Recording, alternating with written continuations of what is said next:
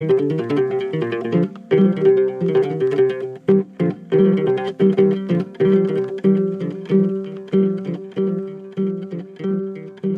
à tous et merci encore d'être branchés sur Gabon en première, la chaîne nationale. Eh bien, ce soir, nous sommes avec nos invités. Avant cela, eh bien, les parlementaires, notamment ceux de l'Assemblée nationale, ont voté mardi la dépénalisation de l'homosexualité. Une situation qui fait couler beaucoup d'encre au sein de l'opinion publique. Eh bien, pour en parler ce soir, nous avons 5 invités, notamment pas des moindres. Tout juste avant de démarrer cette émission, je vais commencer par les présenter. À ma gauche, nous avons l'honorable Roland Matiendi. Bonsoir, monsieur. Juste à côté de lui, nous avons monsieur Junior Dandon, conseiller, porte-parole du PDG. Bonsoir encore, merci d'avoir accepté notre invitation. Bonsoir, madame. À côté de vous, nous avons l'honorable Alexandre Awassi. Bonsoir, honorable. Recevez mes hommages. Merci encore. Et à ma droite, nous avons Madame Benga Bengon, qui est traditionnaliste. Bonsoir, Madame. Bonsoir. Encore ravi de vous retrouver sur ce plateau. Merci. Et enfin, nous avons Monsieur Brice Liviu Eyinga, qui est membre de la société civile. Bonsoir, monsieur. Bonsoir, madame. Merci encore d'avoir accepté cette invitation. Eh bien, nous le disions, le thème principal de cette émission est la dépénalisation de l'homosexualité. Que comprendre? Alors, chers invités, c'est un phénomène ou un thème qui fait couler beaucoup d'encre depuis quelques jours. D'abord, c'est revenir sur cette dépénalisation de l'homosexualité. Que dit cette loi pour qu'il y ait autant de réactions? Honorable Awassi. Bien, déjà, permettez-moi d'apporter ce petit bémol. Il ne s'est pas agi à l'Assemblée nationale de voter une loi, donc de voter en faveur de la dépénalisation de l'homosexualité, comme vous le disiez en prélude de votre propos. Il a été question de revisiter le code pénal de façon générale en République gabonaise, qui compte près de 400 articles. Et parmi les articles querellés, il y avait justement cet article, l'alinéa 5 de l'article 402 de notre code pénal, qui a été retiré. Donc c'est exactement ce qui s'est passé et nous avons voté non pas pour dépénaliser ou non l'homosexualité, non, nous avons voté pour le code pénal. C'est essentiellement ce qui s'est passé. Alors vous parlez de revisiter, ça veut dire, est-ce que ce volet existait déjà, cette loi existait déjà? Puisque vous parlez de revisiter, elle existait? Oui, évidemment, le code pénal gabonais existait et l'article querellé n'a été institué qu'en 2019. Les travaux autour de cet article en 2018. Donc oui, il existait bien et bien dans notre code pénal, mais seulement depuis une durée d'1 an. Alors, honorable également, pourquoi, honorable Matiendi, pourquoi aujourd'hui cet alinéa, cet article 42 qui existe depuis quelques années ou depuis longtemps, comme vous l'avez dit, honorable Awassi, pourquoi tant de réactions si l'article existe? Mais déjà, je tiens à vous remercier de m'inviter et m'associer à ce débat que je pourrais aujourd'hui qualifier de républicain puisque ça touche pas mal de personnes. Et à la question de savoir pourquoi ça touche très vraiment, tout simplement parce que le monde est en perpétuelle évolution et que par conséquent, les mentalités, n'est-ce pas, de Gabonais évoluent en même temps. Donc, une question qui touche à la moralité, c'est-à-dire à nos us et coutumes, bien évidemment, vous voyez bien que ça soulève beaucoup de questions. D'autant plus que le texte pénal lui-même, pour être valable, il doit avoir 3 caractères. La loi pénale, elle doit avoir un élément matériel, c'est-à-dire la commission, en fait, d'un acte. La loi pénale doit avoir un élément moral, ça veut dire que ça doit toucher à la conscience. Ensuite, la loi pénale, elle doit être légale, c'est-à-dire qu'il doit avoir une disposition prévue dans notre corpus légal pour pouvoir, n'est-ce pas, actionner le juge pénal et qui viendra sanctionner. Ce qui s'est passé, c'est que nous avons retiré l'élément légal qui, aujourd'hui, devait permettre ou qui permettait, n'est-ce pas, à toute personne, n'est-ce pas, de pouvoir intenter une action devant le juge pénal. Alors, que dit exactement la lecture de ce projet de loi? Que dit cet article, cet alinéa? Alors, si on doit expliquer exactement ce que dit cet alinéa qui a été retiré, l'article 402 parle de bonnes mœurs, donc des atteintes d'ailleurs aux mœurs. Donc même la rédaction de cet article pose problème. Est-ce que c'est des atteintes aux mœurs ou c'est des atteintes aux bonnes mœurs? La disposition parle des atteintes aux mœurs. Nous devons déjà en principe regarder cette rédaction. Ensuite, cet article n'a pas nuancé. Cet article a désigné de façon limitative les éléments constitutifs d'atteinte aux bonnes mœurs. Donc, deuxième, en fait, erreur. Le fait même de venir retirer, parce que cet article et cet alinéa met au rang des mauvaises mœurs, donc réflexion par à contrario, l'acte sexuel entre personnes de même sexe. C'est ce que ça veut dire exactement.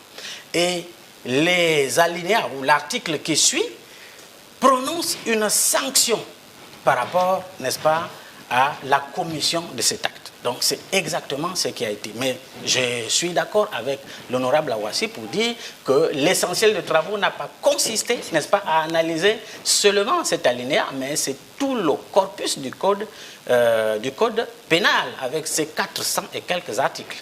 Vous permettez qu'on puisse comprendre. Alors, honorable Awassi, ça veut dire que le Gabon n'a pas légiféré sur l'homosexualité? Ah non, non, pas du tout. Nous n'avons pas du tout légiféré. Le Code civil légifère à suffisance sur le mariage.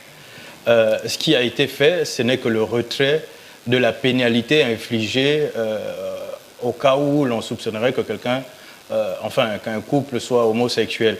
Donc, c'est-à-dire les 6 mois de prison au plus et les 5 millions d'amende, sans plus. Les débats ne s'étendent pas au-delà de ça. La législation, nous n'avons pas légiféré. Du moins, l'homosexualité n'a pas été légalisée par le vote qui s'est fait du code pénal.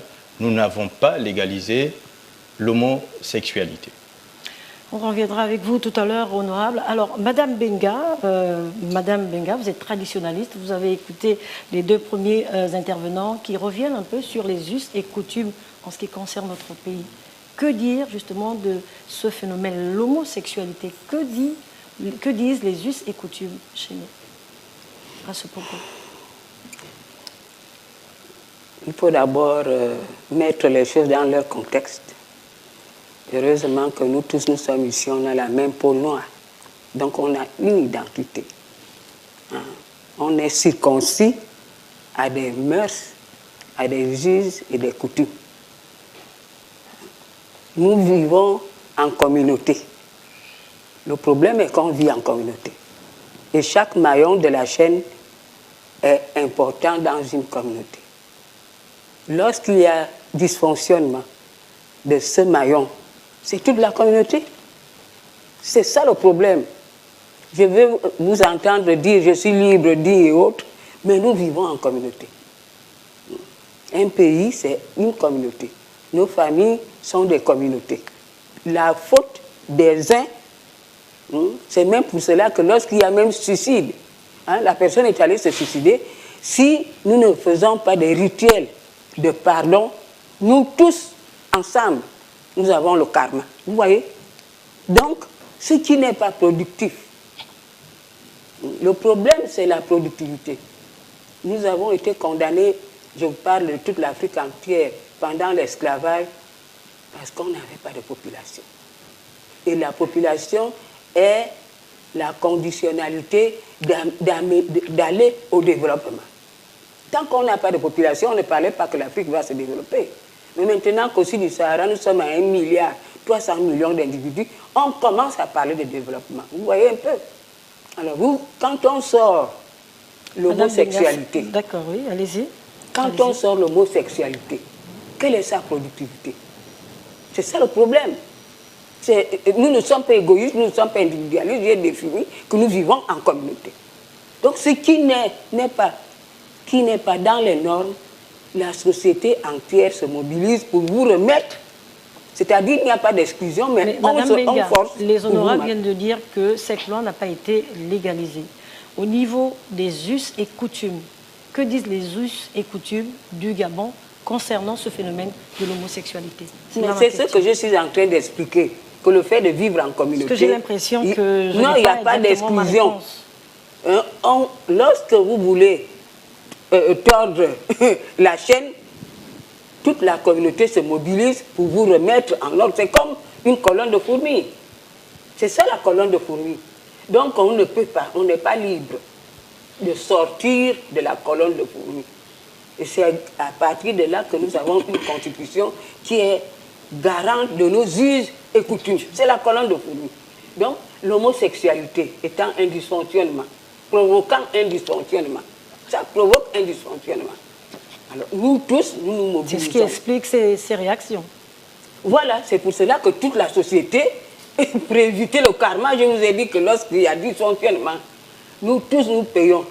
On est étonné quand on dit « Ah non, votre père a commis un meurtre et que vous subissez le karma en étant une deuxième ou troisième génération. » Oh non, moi je n'étais pas là. Non, on a réparti jusqu'à la limite de la sanction. Donc c'est ça qui fait en sorte que toute la société ait les poils dressés. Alors, à côté de vous, monsieur Eyinga, vous qui êtes membre de la société civile, vous avez écouté les premières explications, et également Madame Benga, en tant que membre de la société civile, quel est votre avis là-dessus? Alors, merci déjà pour l'invitation. La première chose que je dois dire ici, c'est qu'en tant que membre de la société civile, je sais, même si je n'ai pas eu mandat, de la société civile qui est un concept assez vaste, de tout le monde pour venir ici. Il faut quand même tenir compte du fait que l'opinion de façon générale est vent debout par rapport à cette loi. Et à entendre tout le monde ici, on a l'impression qu'il y a un problème de compréhension qui se pose. Parce que Mme Benga fait bien d'être sur sa ligne, parce qu'elle vient défendre ici la tradition. Mais il ne faut pas oublier que nous sommes le Gabon et nous sommes au XXIe siècle. Et au XXIe siècle, nous sommes dans une société qui est dynamique et qui évolue.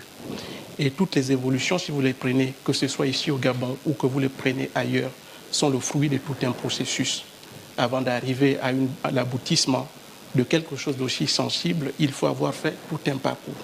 Est-ce que le Gabon, en l'état actuel, est disposé à accepter que l'on enlève les dispositions qui avaient un caractère purement dissuasif? Parce qu'il faut le dire que certains ont évoqué que depuis l'existence de cette loi, on n'a pas appliqué. Mais néanmoins, l'introduction de cette loi obéit à quelque chose que les uns et les autres semblent avoir oublié. Parce qu'il y a quelques années en arrière, Madame la ministre de la Justice, qui était à l'époque Madame Honorine Bossounaki, a été reçue sur vos plateaux ici. Parce qu'il se tramait qu'un mariage homosexuel avait eu lieu dans les PK. Et suite à cela, il y a eu un débat, il y a eu un tollé. Et par la suite, nous sommes arrivés là. C'était quand même une défiance en quelque sorte aux valeurs qui étaient les nôtres. En introduisant cette loi, on a essayé d'apporter quelque chose de dissuasif, ce qui en réalité est conforme à la société telle que nous vivons aujourd'hui. La société civile n'est pas opposée à l'évolution. Et si vous regardez bien, ce que nous sommes aujourd'hui, c'est parce que nous avons été en 1960. Nous avons évolué. Mais est-ce que doit-on aller à l'évolution de façon, disons, brutale, où il faudrait préparer toute société à une évolution quelconque? Quand vous parlez de préparer cette société, comment la préparer? Préparer la société, ça suppose que si vous avez des pays comme la France qui ont eu besoin de 22 ans pour arriver à dépénaliser puis à légaliser le mariage homosexuel, il ne faudrait pas demander à une société gabonaise qui est ancrée sur ses traditions de le faire en si peu de temps. La société civile n'est pas hermétique aux évolutions.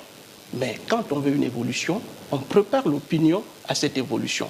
Est-ce que les composantes de la société civile, diverses et variées, ont été consultées? Quand je parle de cette société, il faut tenir compte du fait que nous sommes dans une société majoritairement religieuse. Et religieuse, nous sommes essentiellement chrétiens, avec des traditions qui cohabitent. Est-ce que tout le monde aujourd'hui, celui qui est ancré dans son système traditionnel et tout ça, est prêt à cette évolution?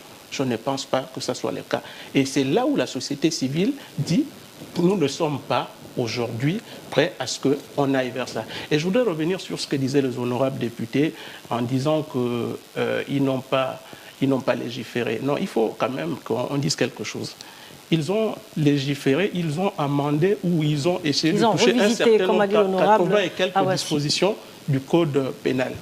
En même temps, ils ont, le Premier ministre a proposé, et ils ont validé, les députés, le retrait de ce qui pouvait être, disons, des éléments coercitifs qui avaient été introduits, qui avaient une fonction dissuasive.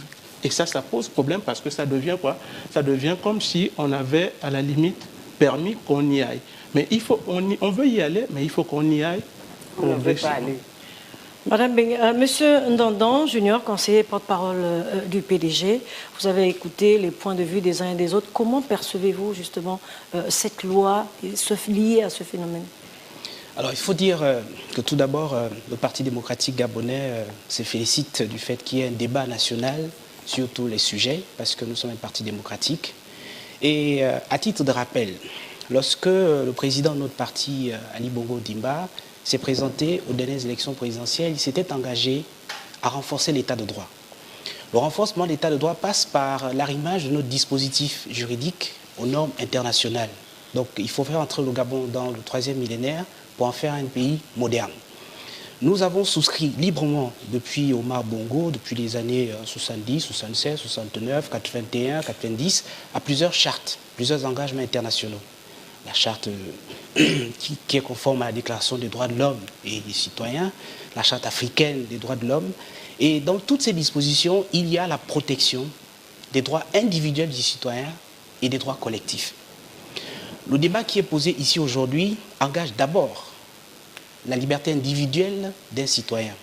Le Parti démocratique gabonais, qui est un parti qui a pour ambition, et qui gouverne le pays, qui a pour ambition de protéger chaque Gabonais et chaque Gabonaise, ne peut que solliciter de la part du gouvernement un dispositif juridique qui protège d'abord le citoyen gabonais dans son individualité, ensuite dans sa collectivité.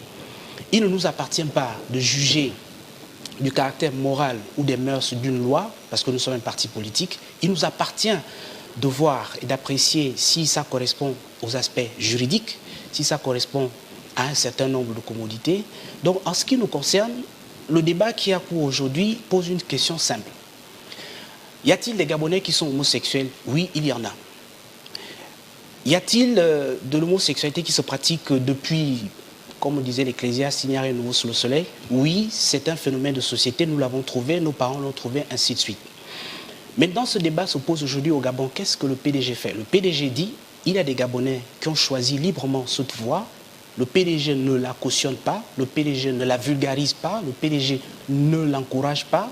Le PDG constate qu'il y a des Gabonais qui ont choisi librement cette orientation. Un phénomène social, comme vous le dites, et déjà comme qui la existe Constitution de la République gabonaise, dans son préambule et dans les différents articles, consacre la liberté du citoyen gabonais de choisir librement son orientation cultuelle ou culturelle, de choisir librement son opinion. Donc s'il y a la liberté d'expression, la liberté d'opinion, la liberté de culte, il y a aussi la liberté d'orientation de sa vie personnelle. À partir de ce moment, il nous revient, Parti démocratique gabonais, d'encadrer l'exercice de la liberté de chaque individu. Maintenant, nous ne pouvons pas, à notre niveau, Parti démocratique gabonais, cautionner un débat qui vise à stigmatiser ou à mettre de côté un certain nombre de nos compatriotes. Non, nous disons qu'il y a des compatriotes qui ont librement choisi de vivre cette voie. Il ne nous appartient pas ni de la vulgariser ni de l'amplifier, ce n'est pas notre rôle, ni de juger, c'est le rôle des religions, des traditionalistes et de la société civile. Nous ne sommes pas juges, il n'y a qu'un seul juge, c'est Dieu. Il nous appartient d'encadrer sur le plan de la loi l'exercice des libertés en République gabonaise. Et c'est pour ça que le PDG a demandé à ce que le gouvernement fasse encore un peu plus d'efforts, qu'il encourage le gouvernement à aller un peu plus loin dans l'arrimage de notre pays sur les normes d'un état de droit. Parce que, je vais conclure par là, vous voyez, quand on pose le problème de cette manière, on a tendance à penser que l'état de droit, c'est seulement quand nous voulons la liberté d'opinion, la liberté d'expression. Mais la liberté de culte ou la liberté culturelle, c'est aussi un élément de la liberté d'expression. C'est aussi un élément de la démocratie. Nous avons choisi de devenir un État démocratique depuis 1990. Il y a des avatars qui vont avec la démocratie. Il y a des avatars qui vont avec la liberté. Et donc je suis d'accord avec mon confrère en face, mon compatriote, qui parle de l'évolution de notre société. À charge pour nous, Parti démocratique gabonais, avec le gouvernement, avec les partenaires de la société civile, les confessions religieuses, de s'asseoir autour d'une table et d'étudier comment on fait ensemble pour arrimer notre pays à l'évolution de la société. D'autant plus que, c'est ma dernière phrase, le monde est devenu globalisé. La dernière phrase, nous allons poursuivre parce que nous n'avons pas assez de temps. D'accord, le monde est devenu globalisé. Nous sommes dans la mondialisation.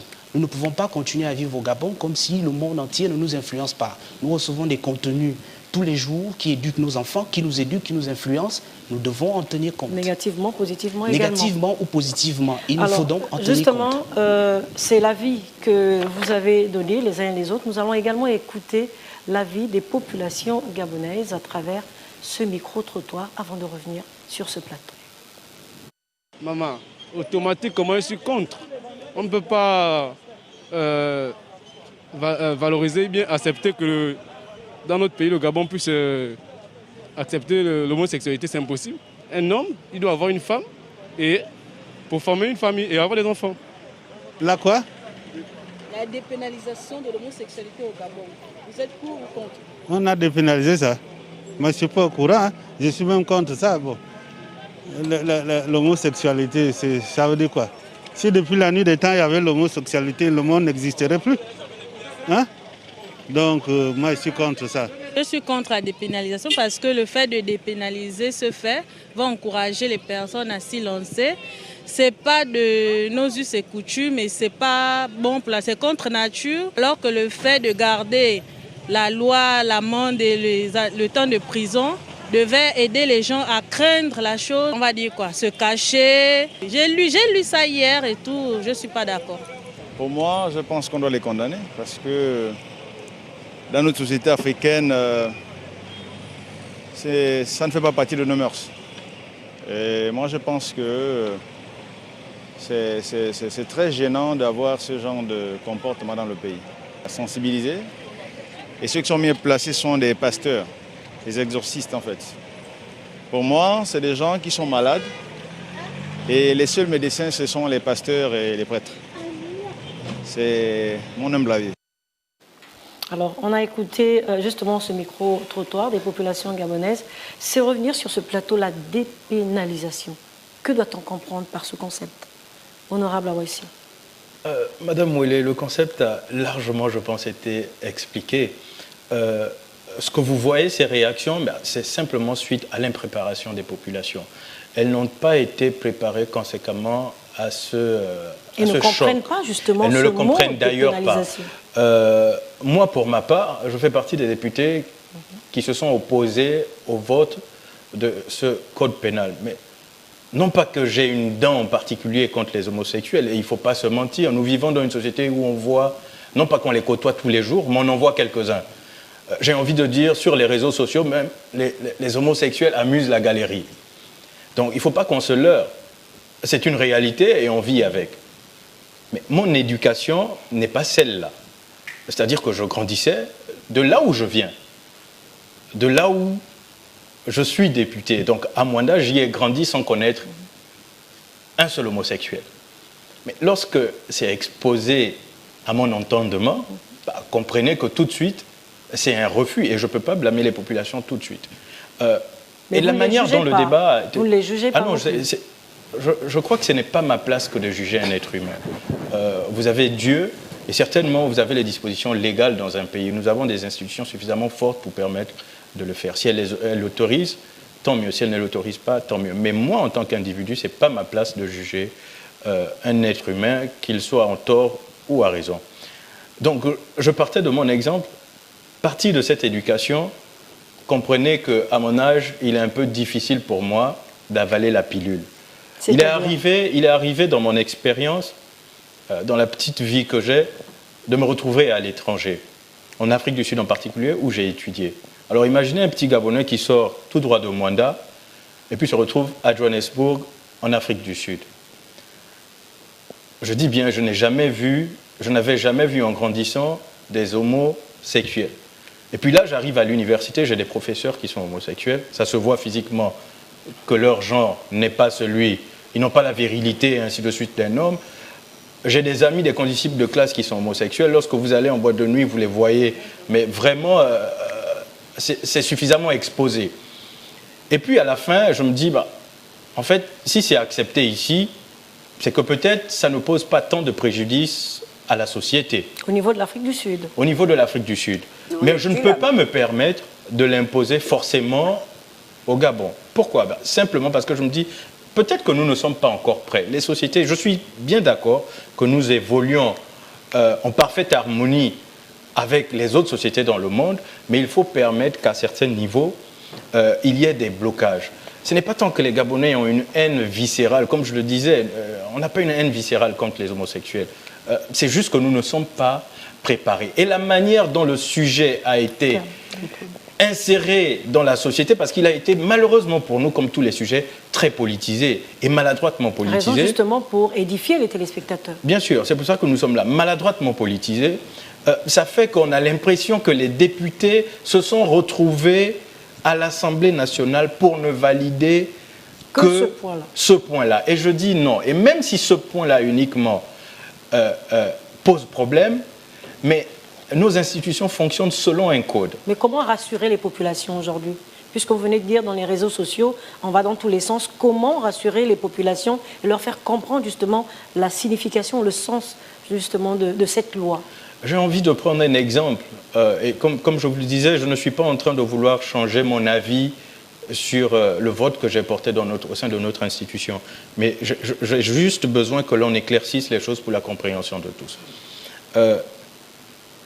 Avant 2019, avant que cette loi-là ne soit insérée dans notre code pénal, comment est-ce que nous vivions? Parce que le premier code pénal date des années 1960. Donc de 1960 en 2019, nous n'avons pas cette mention-là dans le code pénal. Ce n'est qu'en 2019 qu'elle a été insérée. Un an plus tard, on la retire. Logiquement, qu'est-ce que ça change? Avions-nous sanctionné auparavant les homosexuels? Non. Pendant cette loi, avions-nous sanctionné... Il y avait un non-dit dans ce sens alors? Pardon? Il y avait un non-dit? Bien entendu. La loi était fausse à ce niveau? Non, pourtant pas. Mais la réalité, c'est que peu importe ce que l'on dit, peu importe notre orgueil qui nous amène à vouloir protéger nos valeurs et nos us et coutumes, il y a un fait, c'est que nous ne sommes pas un peuple barbare au point d'arriver à brutaliser un être humain comme nous, du fait qu'il soit d'un genre, qu'il y ait une orientation sexuelle différente. Donc, la réalité est que cette loi, en réalité, ne nous a pas emmenés, forcément, à la sanction de l'homosexualité dans notre pays. Donc, nous avons pu vivre avec, comme nous avons pu vivre sans. Donc, c'est pour ça que je vous dis, il faut qu'on fasse attention. Il ne faut pas dramatiser toutes les solutions, toutes les situations. Et il ne faut surtout pas politiser. Il ne faut pas qu'on profite d'une situation pour en faire une affaire politique et la catastrophe générale. L'homosexualité, je le dis et je le répète, mon éducation ne me le permet pas. Mais, en réalité, ce n'est pas ce dont nous débattons actuellement dans notre pays. Nous n'en sommes pas encore arrivés. L'unité, l'union entre des sexes de même genre n'est pas encore tolérée dans notre République. On revient vers vous tout à l'heure. Madame Benga, l'évolution de la société, comme ils ont dit, sur le plan traditionnel. Est-ce qu'aujourd'hui également, sur le plan traditionnel, il est nécessaire que notre société parte d'évolution en évolution? Mais le monde est en mutation, mais ça ne signifie pas qu'on perd de son âme, qu'on perd de son identité. Nous sommes tous faits à partir d'un même modèle. Regardez les arbres. Qu'est-ce qui bouge dans les arbres? Il n'y a que les branches et les feuilles. Mais le tronc et les racines restent toujours là, partout. Donc vous ne pouvez pas créer le monde en voulant changer. Non, non, non, non, non. Non, il n'y a que les feuilles qui changent. Mais ils viennent de dire justement, les honorables viennent d'évoquer que cette loi n'a pas été légalisée. Donc la dépénalisation non plus, il y a eu un problème de compréhension, comme l'a d'ailleurs dit M. Elinga tout à l'heure. Le problème est que le Gabon, je pense que nous tous nous avons suivi. J'étais parmi les gens qui ont soutenu le président pendant la campagne. Je suis allé avec mon slogan. sauvons nos mœurs, je vote par objectif. Et je vois que depuis les indépendances, on a toujours protégé nos mœurs. Le dernier dialogue, le dialogue qui s'est passé à Ngongé, il y a eu la création des hauts conseils des rites et des traditions. Donc, nous sommes toujours dans la même lignée. Le monde peut évoluer. Et en plus de ça, le droit a toujours une source. Ma source de droit, c'est mes us et coutumes. Ce n'est pas le droit international ou bien ce n'est pas les conventions. Ma source de droit, c'est à partir des us et coutumes. Je ne vais pas prendre le droit à partir des conventions ou je ne sais quoi. Non. Ce sont mes us et coutumes. C'est pour cela qu'on dit que la loi est faite à partir des usages. Vous n'allez pas nous mettre dans les conventions alors que nous avons nos us et coutumes bien encadrés dans ce pays. Je ne pense pas qu'il y a dans le projet de société du président un jour qu'il est allé contre les valeurs de nos sociétés. Non. Donc, pire, depuis 1960, la politique nataliste de notre pays, c'est ça qui nous embête. Nous, on est une petite population. Ce mot-là nous dresse les poils sur la tête. L'homosexualité. Je crois que ça devait même être un interdit dans ce petit pays-là. Nous sommes dans une sous-région. Qu'est-ce que nous représentons devant le Cameroun? Même à côté le Congo. Si on encourage ce genre de comportement, c'est pour cela que, en tout et pour tout, on ne peut pas en même temps encourager la natalité, accouchement cadeau, césarienne cadeau, cancer cadeau, ceci cadeau, et en plus de ça, prononcer, je dis bien, ça doit être un interdit. Donc, merci Madame Zenga. On revient avec vous. Oui. Le temps aussi de laisser Monsieur Eyinga, c'est bien cela? Monsieur Eyinga qui tient à réagir. Oui, je reviens parce que jusqu'ici, on n'arrive pas à expliquer la notion de la dépénalisation. La dépénalisation n'est rien d'autre que le fait d'enlever tous les éléments légaux qui encadrent ou qui repriment la pratique de l'homosexualité dans notre pays. Tous les éléments légaux. Le fait de retirer ces éléments, ça fait la dépénalisation. Donc pas de sanction. Pas de sanction. En fait, le fait d'enlever, voilà justement ce que j'ai appelé caractère coercitif même de la chose. Alors, lorsqu'on arrive à ce niveau, et moi je suis quand même un tout petit peu, je me pose la question, quand on a enlevé, on a remplacé par quoi? Je ne sais pas si on a remplacé par quelque chose. Les honorables pourront nous les édifier tout à l'heure. Depuis tout à l'heure, on demande qu'il y a eu 80 et quelques lois, articles qui ont été revisités. Mais pourquoi est-ce que les gens font du bruit sur cet article? En fait, il y a un caractère purement fondamental, puisque les gens essaient de rattacher ça au fondement de notre société. Parce qu'on ne peut pas, d'une part, dire que le mariage, la famille est la cellule de base de notre société. Et le mariage, c'est la relation entre deux individus de sexe opposé. Et d'un côté, implicitement, même si c'est vraiment implicitement, donner la possibilité qu'une autre forme de relation se développe. Mais c'est un phénomène social aussi. Oui, mais ce phénomène social, quelle est la portée de ce phénomène social dans notre pays? Parce que je sache, il n'y a pas, bien malheureusement, les statistiques disponibles aujourd'hui qui montrent qu'il y a des agressions ou qu'il y a des assassinats des homosexuels dans notre pays. Pour autant, je ne refuse pas, je suis opposé, mais je ne refuse pas que l'on ne puisse pas évoluer dans ces choses-là. S'il y a des choses que l'opinion ne comprend pas, ne connaît pas, parce que l'opinion n'est pas censée connaître les éléments les plus importants qui sont dans les grands dossiers, dans les grands bureaux, que ces éléments qui sont dans les grands bureaux soient sortis et que l'on explique aux populations l'intérêt pour le moment, aujourd'hui, d'aller vers une dépénalisation qui, je le rappelle bien, avait un caractère purement dissuasif. Et M. Ndondon parlait tout à l'heure il a semblé parler du droit en même temps et de la démocratie. Il y a vraiment une difficile cohabitation entre ces deux choses-là. Si on prend le fait démocratique, et vous avez parlé du parti politique, je crois que le parti politique n'a pas la prétention de s'immiscer dans ce qui est du domaine de la gestion de l'État et autres. Mais si on va du fait démocratique, on va sur le fait démocratique, le poids de l'opinion est quelque chose de fondamental pour les choix des politiques. Et aujourd'hui, lorsque vous regardez quel est l'intérêt aujourd'hui d'un parti politique à se lancer sur un sujet qui, lui, favorise beaucoup plus la perte de plumes que des gains potentiels. Il n'y a aucun intérêt au plan politique d'y aller. Pour autant, je suis d'accord avec vous. Donnons-nous le temps de bien expliquer les choses, donnons-nous le temps de faire comprendre les choses. S'il y a un intérêt pour la population, à partir du moment où il est bien expliqué, je ne pense pas que l'hostilité que nous voyons aujourd'hui puisse demeurer. Alors, avant donc de revenir, M. Matiendi, permettez, nous sommes également rapprochés des membres de l'ONG BECAM qui donnent ici leur avis. Les représentants du peuple devraient tout de même se soucier de savoir que pensent leurs électeurs. Or, nous étant majoritairement ancrés dans nos traditions, la preuve en est qu'il n'y a pas de mariage considéré s'il n'y a pas de mariage coutumier. Mais pourquoi, depuis 1963, la dot est interdite? Pourtant, la loi ici n'agit pas, mais on préfère dépénaliser l'homosexualité. Quelles sont nos priorités?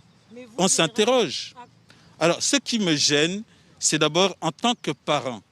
C'est-à-dire que dans les années 80, on pouvait regarder la télé au salon avec les enfants sans qu'il y ait de problème. Aujourd'hui, on se rend compte qu'il y a cette culture à l'homosexualité qui est distillée dans les séries, dans les dessins animés, dans certains films, ce qui fait qu'un parent qui est soucieux de l'éducation de son enfant, il doit avoir toujours la télécommande à portée de main pour éviter certaines scènes qui dérangent. Vous allez en France, la polygamie n'est pas autorisée en France. Mais pourquoi nous devons toujours accepter ces mœurs qui nous viennent de loin? C'est ça notre problème. À la fin, on va se demander, mais qui sommes-nous? Quelle est notre identité? C'est ça notre problème. Voilà, c'était là un des responsables de l'ONG BECAM. Sur ce plateau, nous venons de recevoir M.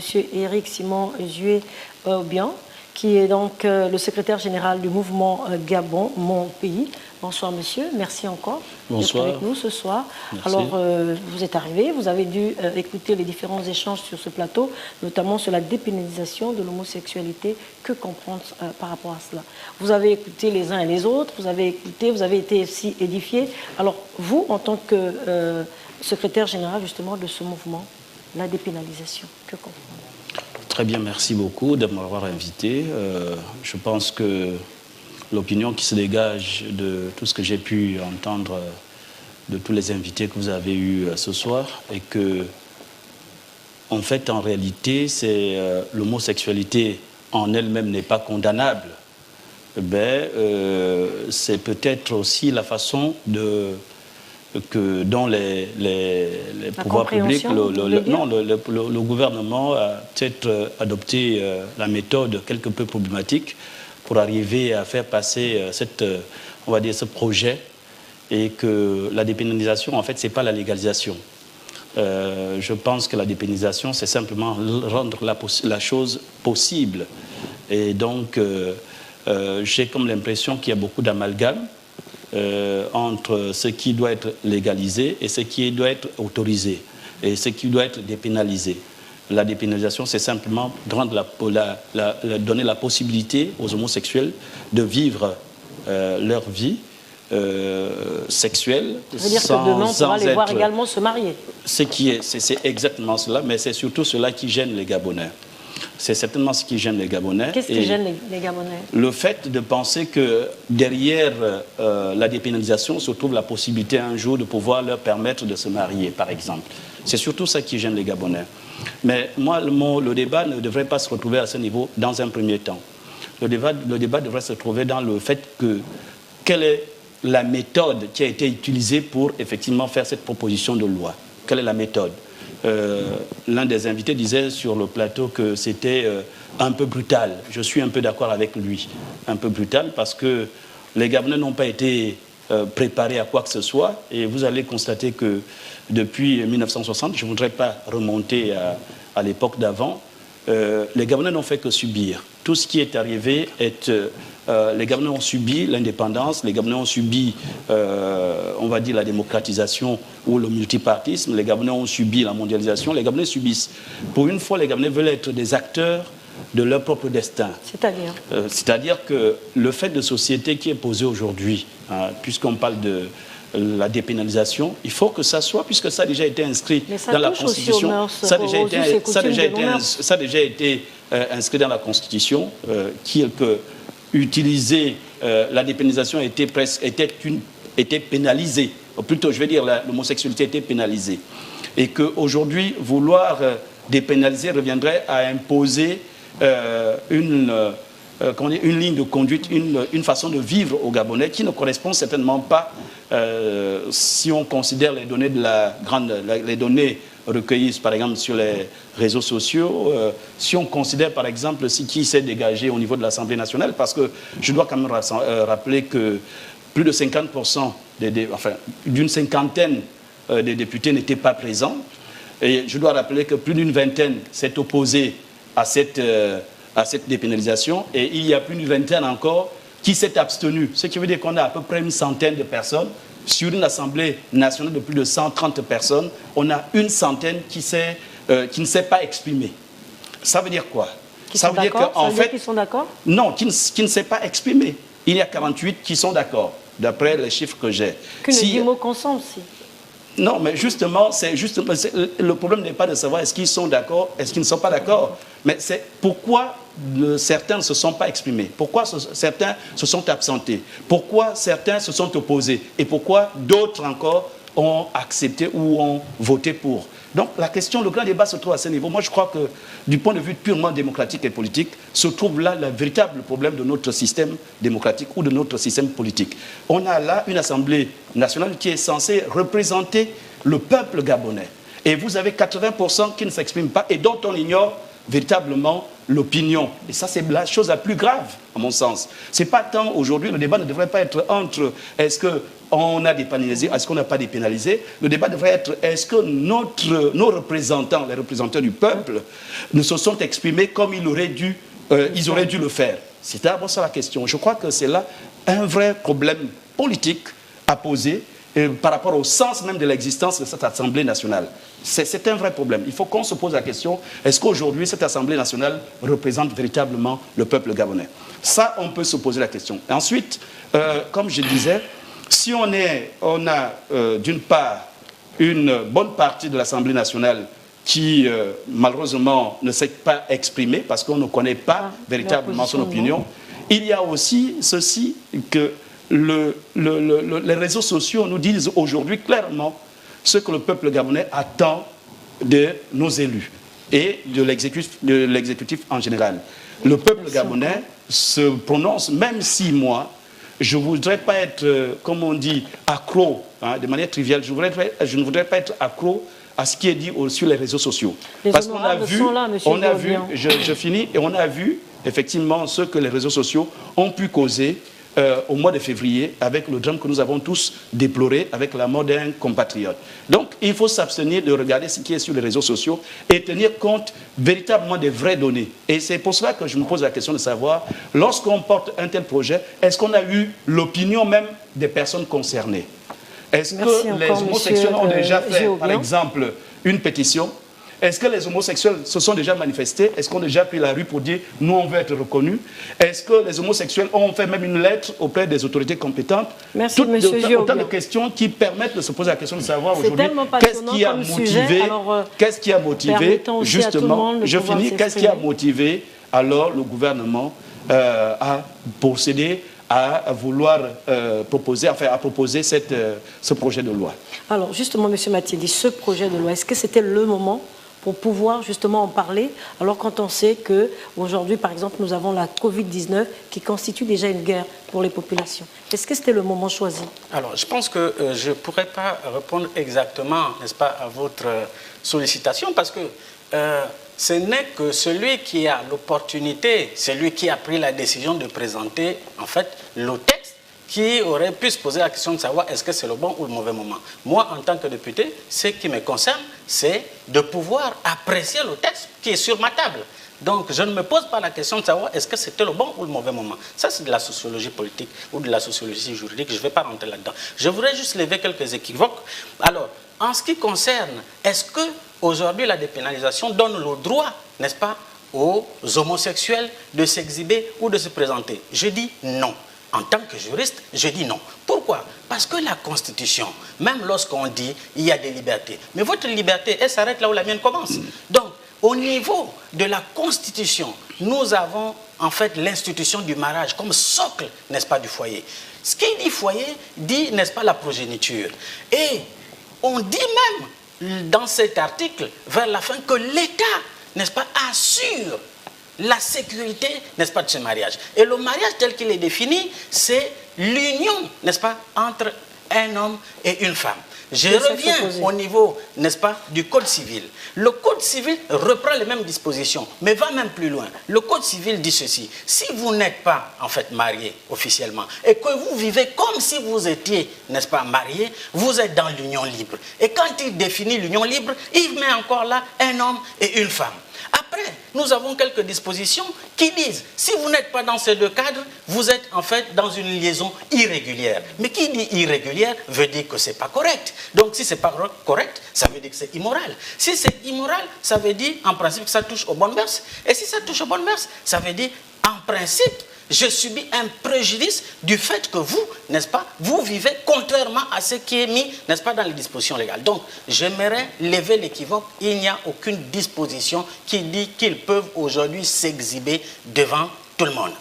Qu'est-ce qui va arriver? Ce qui va arriver, c'est que si je ne suis plus dans le cadre pénal, mais je me retourne dans le cadre civil, dès lors que j'ai subi un préjudice, même s'il est moral, je ne suis pas en droit de saisir le juge pénal, mais je peux saisir le juge, n'est-ce pas, civil, qui va, n'est-ce pas, recueillir ma requête et qui pourra, n'est-ce pas, rendre une décision, par exemple, pour cessation de trouble. Et si tout le monde se mettait à, n'est-ce pas, saisir le juge civil pour cessation de trouble, dites-moi à quel moment ils vont exercer leur liberté, soi-disant liberté entre griffes. Donc, moi je pense que le problème a été saisi de la mauvaise façon et du mauvais bout. Si on voulait effectivement évoluer, il fallait commencer par attaquer la Constitution. Il fallait commencer à aller dire que le mariage, ce n'est plus entre l'homme et la femme.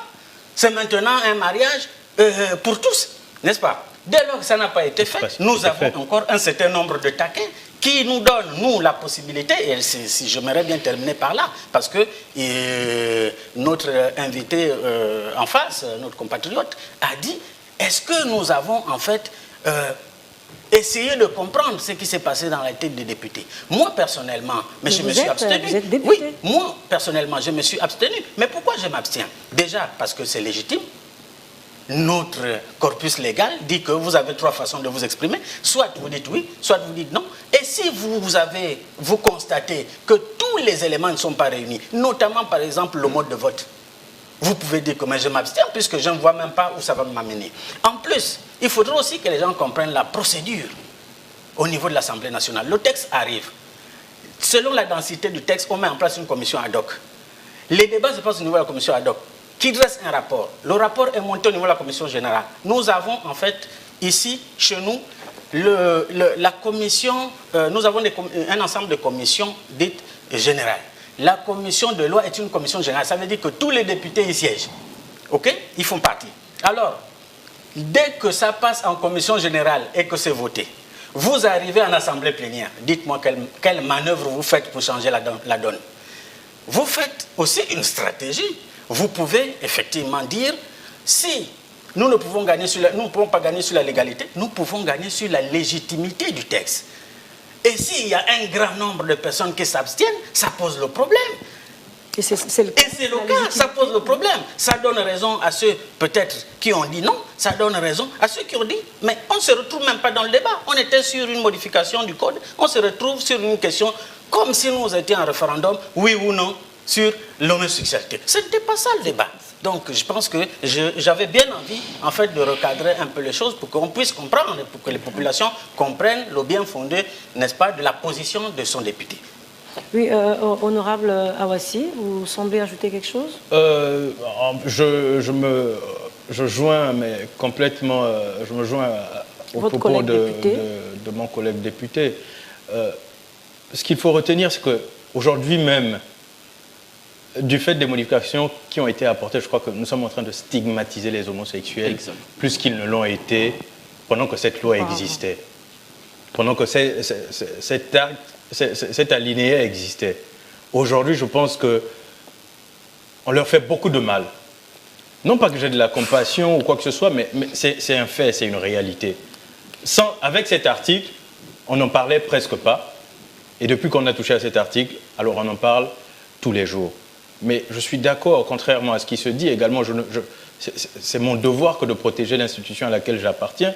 Les députés qui se sont abstenus ou ceux qui ont voté, mais c'est une façon de s'exprimer que confère le règlement intérieur de l'Assemblée nationale. L'abstention, mais c'est une façon de s'exprimer. Ce n'est pas égal au bulletin nul comme dans un bureau de vote. Ce n'est pas la même chose. Il faut que nos compatriotes arrivent à le comprendre. Si tous les députés s'abstiennent de voter une loi, elle ne passe pas. Elle n'est pas validée. Oui, très rapidement, parce qu'il ne reste plus assez de temps, monsieur. Alors, je voudrais revenir sur deux éléments. Très rapidement. Rapidement. Le premier, c'est m'interroger sur ce qu'a dit Mme Benga sur nos us et coutumes. Alors, nos us et coutumes ont fondé notre République et notre histoire. Aujourd'hui, on parle d'homosexualité, mais je voudrais aller plus loin. Dans nos us et coutumes, il y a la liberté d'expression, il y a le respect dû aux aînés.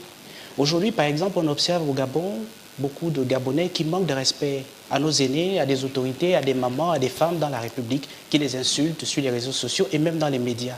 Nos us et coutumes, à quel moment est-ce qu'on intervient pour recadrer ça? Est-ce que liberté d'expression pour la démocratie est aussi libertinage pour faire n'importe quoi? Donc je voudrais que nos us et coutumes qu'on met en avant quand il faut condamner un certain nombre de déviances soient aussi la même us et coutumes qu'on utilise pour condamner certaines choses.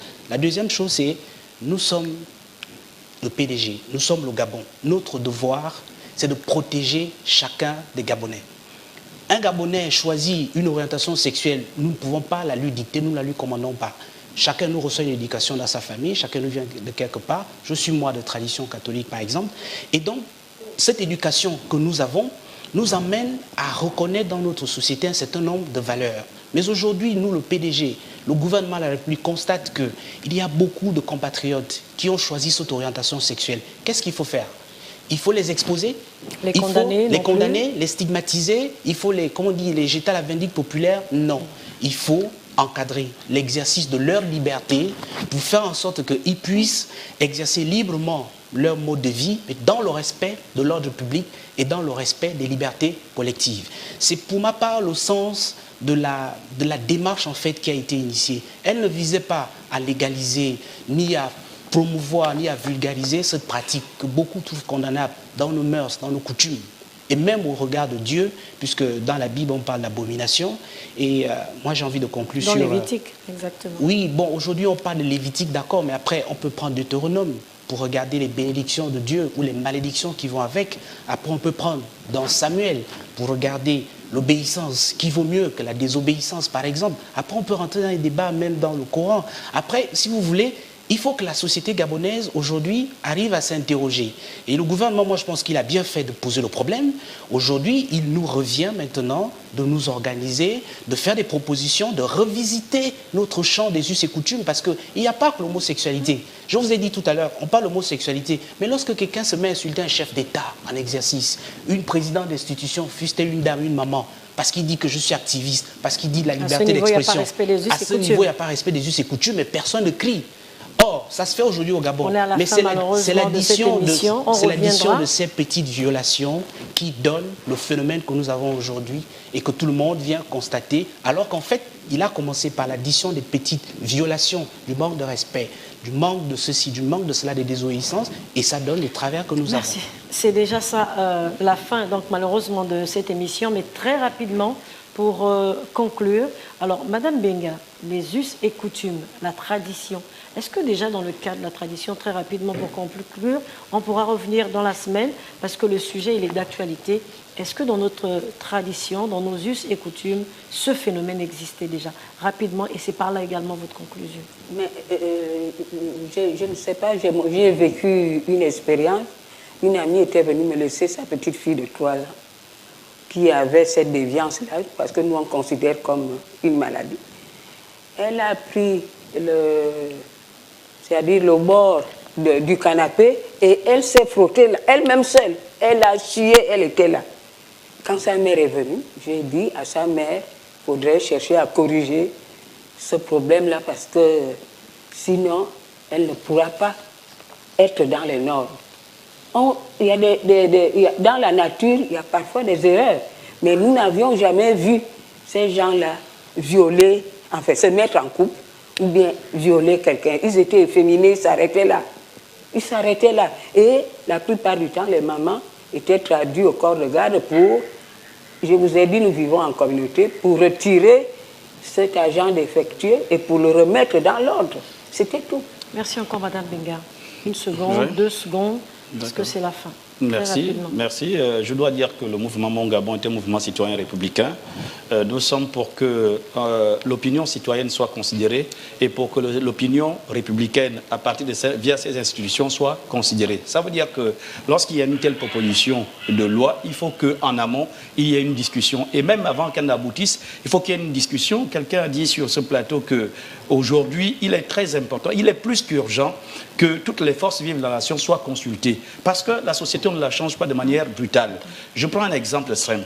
Aujourd'hui, si on fait cette proposition de loi, quelles données monsieur le chef du gouvernement a-t-il pour dire qu'il y a, par exemple, 2 millions de Gabonais, ou 100 000 Gabonais, ou 50 000 Gabonais, ou 30 000 Gabonais qui sont homosexuels? Ce qui nécessiterait certainement une urgence. Si on est, par exemple, on fait dans les statistiques, peut-être qu'ils sont à 1%.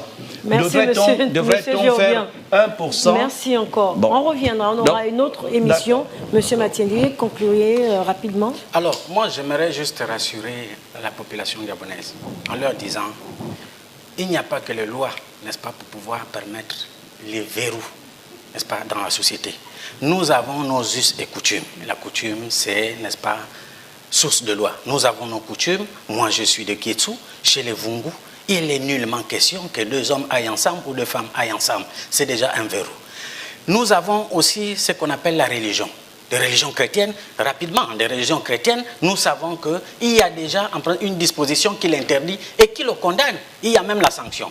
Et nous avons un corpus légal qui est encore là, qui nous permet d'arrêter, n'est-ce pas, l'hémorragie. Merci, Monsieur Matiendi. Monsieur Dandon. Je voudrais dire, pour finir, que aujourd'hui, nous parlons de l'homosexualité, mais en réalité, dans notre pays, il y a beaucoup d'autres problèmes qui passent inaperçus. Et pour ma part, ces problèmes viennent du fait que dans le peuple gabonais, beaucoup se sont détournés de Dieu.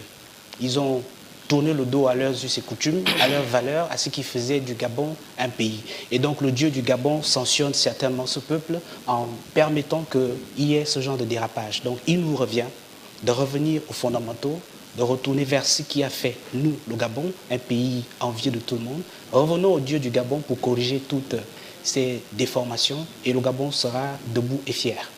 Revenir au Dieu du Gabon, M. Awassi, pour conclure rapidement. Aussi. Les questions existentielles demeurent dans notre pays. Il serait intéressant que nous nous concentrions à les résoudre. L'homosexualité est certes un phénomène qui est nouveau dans notre société. Et j'ai foi, mais entièrement à la force, à la clairvoyance de nos institutions pour écouter, comprendre l'opposition qu'émet la société gabonaise face à ces questions. J'ai foi en nos institutions parce que j'espère et j'attends d'elles qu'elles arriveront à éduquer nos populations dans le sens de la tolérance, de l'acceptation de tous selon ses qualités, selon ses défauts. Il ne nous appartient pas, il ne m'appartient pas à moi en tant qu'individu de juger ces personnes. Mais n'empêche, il faut que nos institutions arrivent à nous mettre tous sur la droiture dans le respect évidemment des choix des uns et des autres, sans préjudice à aucun d'entre nous. Merci encore, chers invités. Malheureusement, le débat est passionnant, les échanges sont passionnants.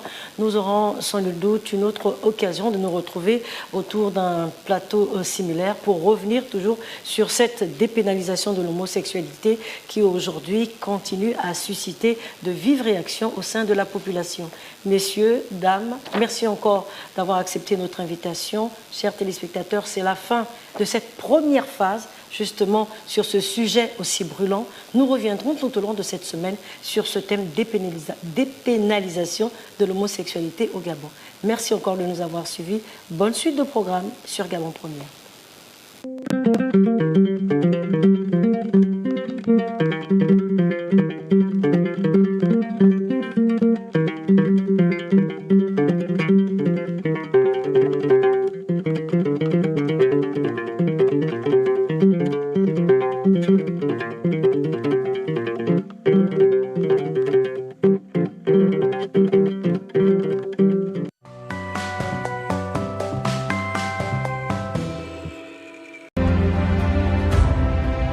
Bienvenue au service commercial du Gabon Première. Dans le but d'améliorer la visibilité de votre entreprise et pour faire la promotion de vos activités.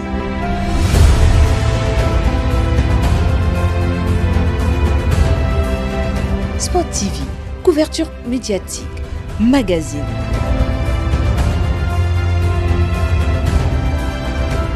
Bande déroulante, plateau